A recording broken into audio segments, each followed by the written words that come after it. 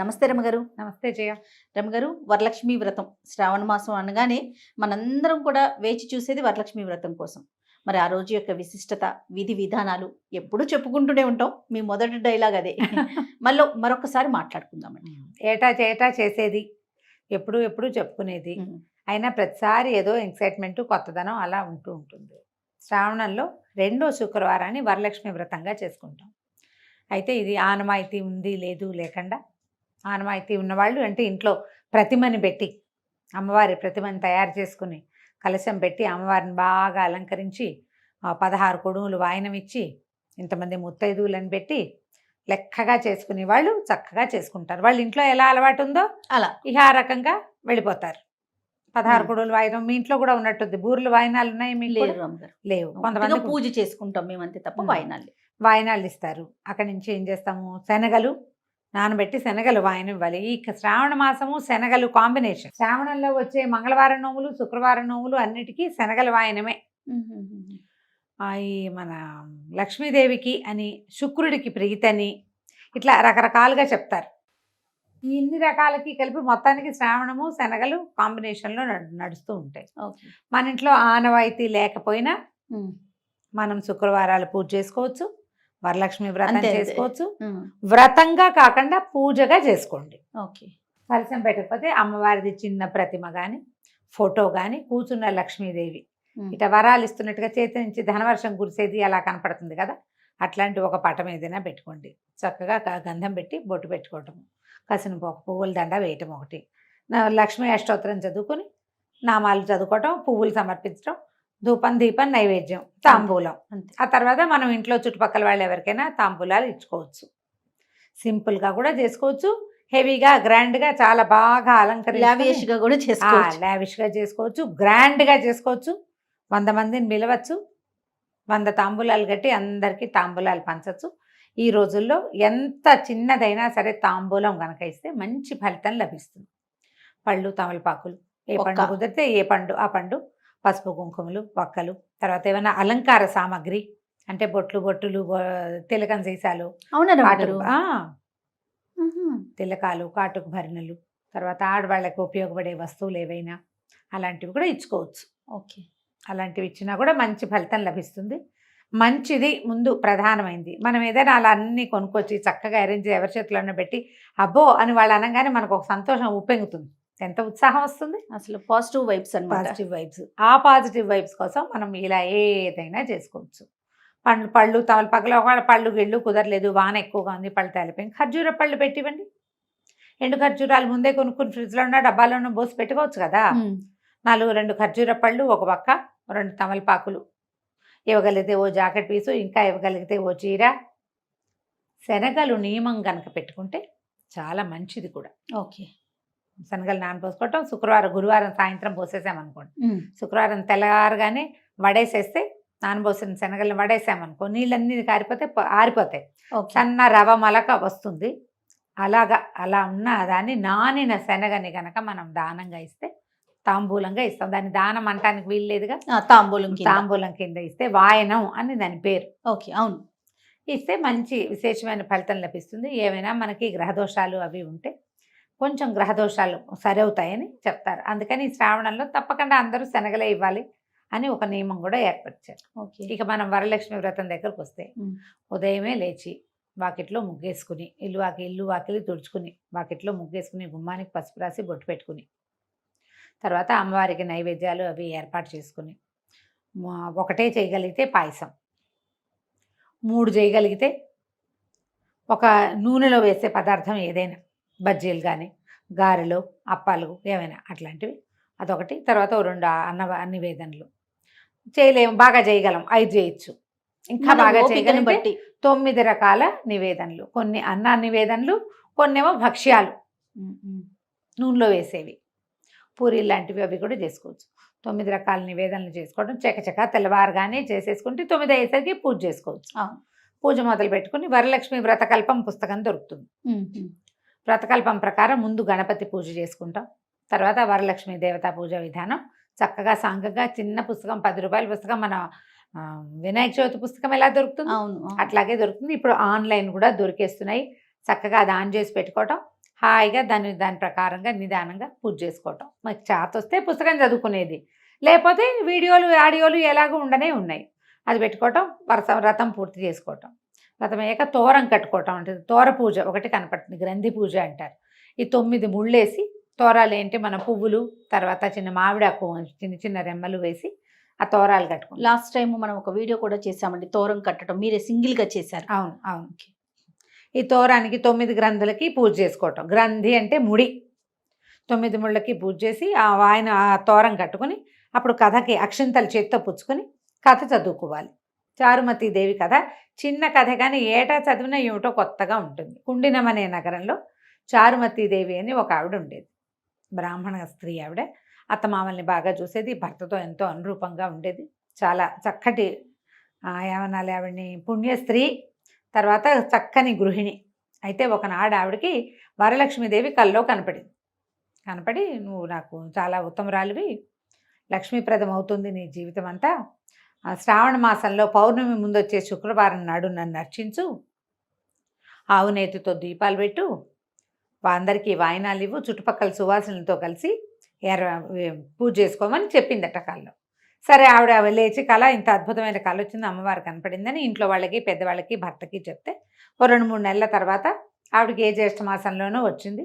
తర్వాత ఆషాఢం గడిచాక శ్రావణం వచ్చాక ఈ వరలక్ష్మి వ్రతం 2వ వారం వచ్చేసరికల్లా ఆవిడ చుట్టుపక్కల వాళ్ళందరినీ పిలిచి చక్కగా ఇంటి మధ్యలో గోమాయంతో బాగా అలికి ఒక మండపాన్ని ఏర్పరిచి, పంచపల్లవాలు అంటారు. పంచపల్లవ అంటే మర్రి, రావి, జువ్వి, మేడి, మర్రి, రావి, జువ్వి, మేడి, మామిడి, ఈ 5 రకాల వాటి ఆకులతోటి కలశాన్ని ఏర్పరిచి చక్కగా పూజ చేసుకున్నారు. ఆవిడ తనొక్కతే పూజ చేసుకోకుండా చుట్టుపక్కల స్త్రీలందరినీ, అన్ని రకాల జాతుల వాళ్ళని పిలిస్తే అందరూ కలిసి పూజ చేసుకున్నారు. పూజ మాత్రం ఒక బ్రాహ్మణుడికి వాయినాలు ఇచ్చారు. ఈ పూజ చేయించిన ఆయనకి తాంబూలం ఇచ్చి సాటి స్త్రీలకి వాయినాలు ఇచ్చుకున్నారు ఒకళ్ళకొకళ్ళు. అంతా అయ్యాక ఈ మండపానికి ప్రదక్షిణ చేశారట.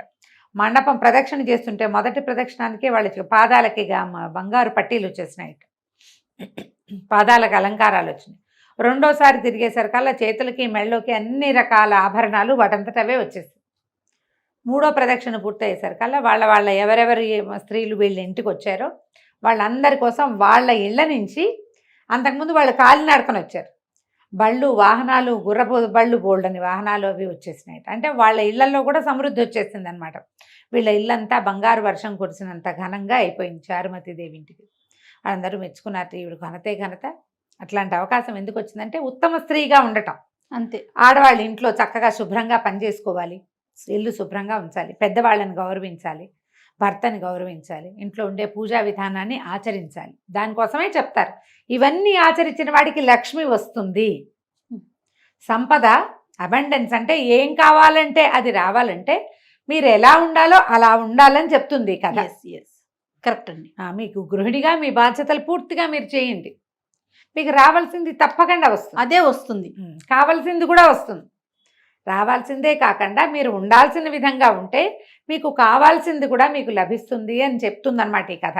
ఒక నీతి ఉంది ఇందులో. మరి సరే, అందరూ వాళ్ళ తమ వాయనాలు అవి పుచ్చుకొని ఈ చారుమతి దేవిని వీడుకొల్పి అక్కడి నుంచి తమ ఇళ్ళకి వెళ్ళిపోయారు. అందరూ కూడా ధనకనక వస్తువు వాహనాలన్నిటితోటి వాళ్ళ ఇళ్ళన్నీ నిండిపోయినాయట. అప్పటి నుంచి ఆ రాజుగారు కూడా తెలుసుకుని ఈ వార్త, అందరూ ఈ 2వ వారం నాడు మీరు వరలక్ష్మి వ్రతాన్ని చేసుకోండి, అందరూ చారుమతి దేవిలాగా ఉత్తమ స్త్రీలుగా, ఉత్తమ ఇల్లాళ్ళుగా ఉండండి అని ఒక చాటింపు వేయించారు. అప్పటి నుంచి ఈ వ్రతం చేసుకుంటున్నామని ఇది విని, ఈ కథ విన్నాక ఏం చేయాలి, అక్షతలు అమ్మవారి మీద కొన్ని వేసి కొన్ని అక్షంతలు మన మీద వేసుకోవాలి. కథ అక్షతలు మనం వేసుకోవటం, దండం పెట్టుకోవటం. ఆ తర్వాత ఎవరైతే ముత్తైదులు మన ఇంట్లో పెద్దవాళ్ళు ఉన్నారో, అత్తగారో వదన గారో ఎవరో ఒకళ్ళు, వాళ్ళకి దండం పెట్టుకోవటం. దండం పెట్టి వాళ్ళకి ఒక వాయినం ఇవ్వటం. తర్వాత ఎవరైనా ముత్తైదుని పిలిచి ఈ 16 కుడుములు ఎన్నో మీకు దగ్గర లెక్క ఉంటే ఇంట్లో ఉన్న లెక్క బట్టి 16 కుడుములు ఇస్తారు మామూలుగా. ఈ కుడుములు అంటే మనం ఏం చేస్తాము, బూర్లు ఇస్తారు. కొంతమంది అప్పాలు ఇచ్చేవాళ్ళు కూడా కనపడ్డారు. ఒక సంవత్సరం ఎవరో పిలిచారు చాన్నాళ్ల క్రితం, అప్పాలు ఇచ్చారు. అప్పాలు ఒకసారి, మన పూర్ణాలు ఒకసారి తెచ్చుకున్నాను నేను. 2 సార్లు అప్పాలు పూర్ణాలు ఏవో ఒకటి వాయినం ఇవ్వటం, మన ఇంట్లో ఉన్న పద్ధతిని బట్టి వాయనం ఇచ్చి తర్వాత భోజనం చేయటం. శ్రావణ మాసపు శుక్రవారాలు రాత్రిపూట భోజనం చేయరు. పగలు మనం హెవీగా చక్కగా అన్ని వండుతాం, అమ్మవారికి నివేదన చేస్తాం కదా, భోజనం చేసేసి పగలు రాత్రి భోజనం అన్నం తినకుండా ఏదైనా అన్నానికి భిన్నం తింటే సరిపోతుంది. అయితే దీనికి బ్రహ్మచర్య నియమం లేదు అని చెప్తారు. మీ ఇళ్లలో ఒకసారి పెద్దవాళ్ళని కనుక్కోండి. ఇది మళ్ళీ ఖచ్చితంగా ఈ ప్రశ్నలు వస్తాయి.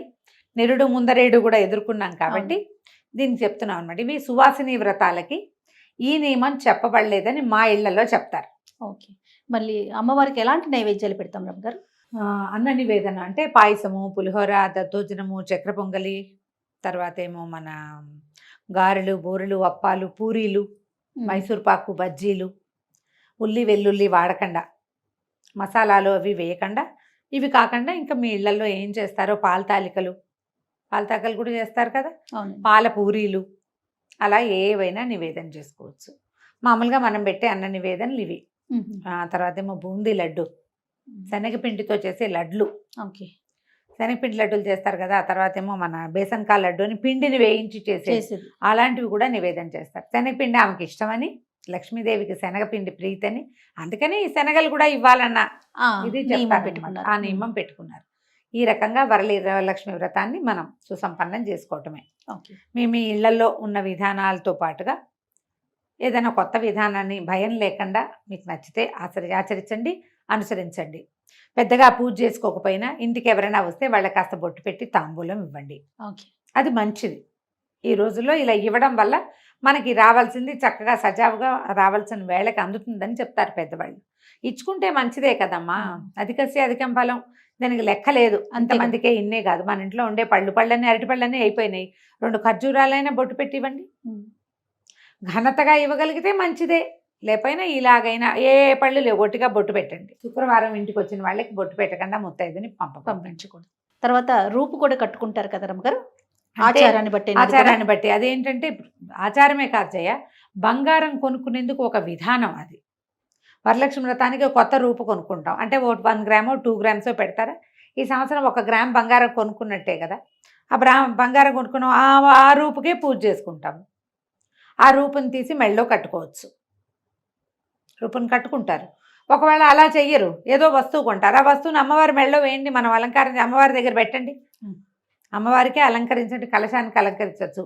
మన మామూలుగా పూజా విధానం ఏముందో అక్కడ ఆ దేవుడి దగ్గర అట్లా పెట్టేసుకుంటే సరిపోతుంది. పూజించిన తర్వాత వస్తువు తీసి మెళ్ళో పెట్టుకోవచ్చు. బంగారం కొనుక్కోవడానికి ఇది ఒక పాయింట్. అయితే ఏంటంటే ఒకళ్ళు అడిగారు నన్ను, ఉండండి ఆ పాయింట్ కూడా చెప్తాను. ఈ లక్ష్మీ రూపులు కొనుక్కుంటాం కదండి, పూజ చేసుకుంటాం, అవి చెరిపించచ్చా? బంగారమే కదమ్మా. అదే కదా, బంగారం అనే కొనుక్కున్నాము, ప్రతిమ విశేషం ఉంది కాబట్టి అందులో ఈరోజు పూజ చేసావు, మెళ్ళో కట్టుకో, తర్వాత దాన్ని తీసి పక్క పెట్టుకుంటారు. ఎట్లాగా ఎన్ని రూపాయలు వేసుకుంటారు, ఏటా కొంటారు కదా. మొత్తం ఆవిడెవరో చెప్పారు, మొత్తం 15 రూపాయలు 18 రూపాయలు ఉన్నాయట, అవన్నీ కలిపి ఇప్పుడు దండలు ఇలా వేసుకుంటున్నాం కదా మనం, అలా చేయించుకున్నారట. సరే చేయించుకోండి, సంతోషం. లేకపోతే ఏ వస్తువో చేయించుకునేటప్పుడు ఈ రూపాయలన్నీ వేసి చేసేసుకోవచ్చు, అంత భయపడక్కర్లేదు. మా అత్తగారు పనికిరాదన్నారండి, నేనేం చేయను. నేను అప్పుడు నా గొంతులో గుటకబడింది అనమాట నాకు. మెత్తగారు వద్దంటుంటే నేను అవునని ఎట్లా చెప్తాను?